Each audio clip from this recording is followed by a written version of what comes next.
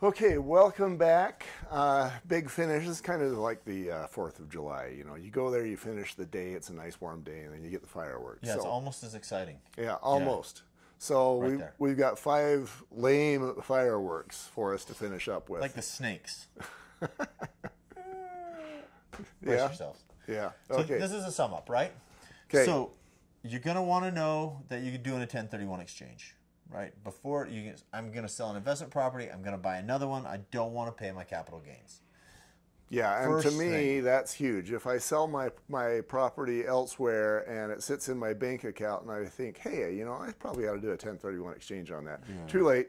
Hosed twice. Yeah. So when you're thinking about doing it, find the intermediary, sign the documents.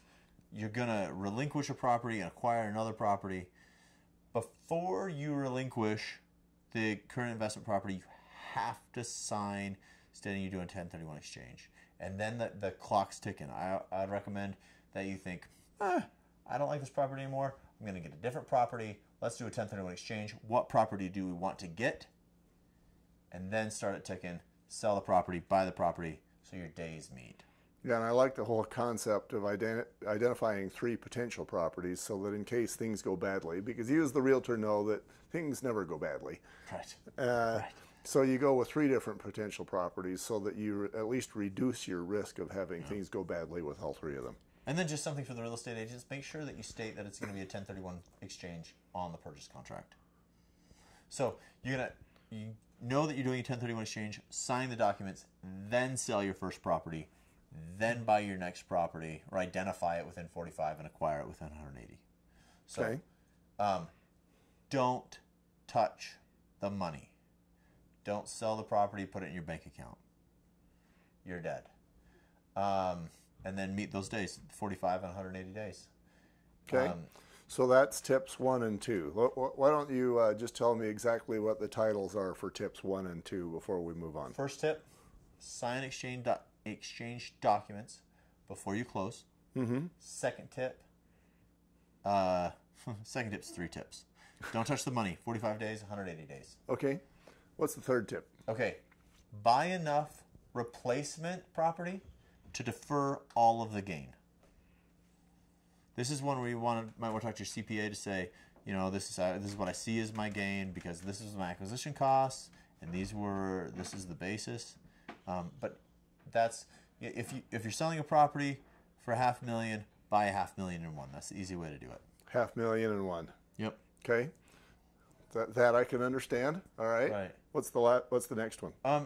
Think about expenses. There are some expenses that can be deducted from the fund. So you could sell for $500,000 and buy for $495 if you had $500,000 or $5,000 in costs. So like closing costs or brokerage commissions. Yeah. Escrow fees, exchange fees, transaction fees are generally considered to be acceptable costs. Yeah. And then think about your safety. Protect yourself. Make sure you're getting a good intermediary. Where are the funds being held? Are they insured? Is the company in good standing? Is it a company you know about?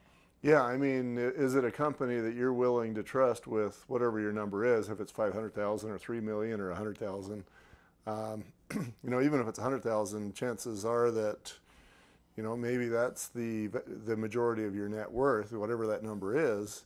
And you definitely need to put that into place where it's not somebody's cousin's uncle's brother-in-law that... Yeah. Yeah. Working out of his trunk. Yeah. They're less expensive, right?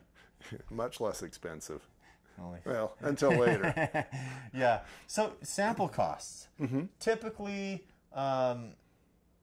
you're up to $249,999 is going to be about $600 for the intermediary exchange. $250,000 to just under $500,000, $695. $500,000 to $2,000,000, $895, and $2 million up is going to be about $1,000. Sample cost. Now I understand that that to me means that there is a fee for how much money they're storing for you. Is that what a sample cost is? Yeah, just how much the exchange company is going to charge you. This isn't title fees. This isn't real estate fees. This is for the exchange. Okay. And then make sure you get the cost from the exchange company you're using. We just did a comparison and found out that it's around here. Okay.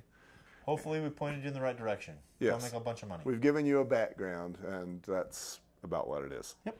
Okay. Thank you, Jason. Thanks, guys.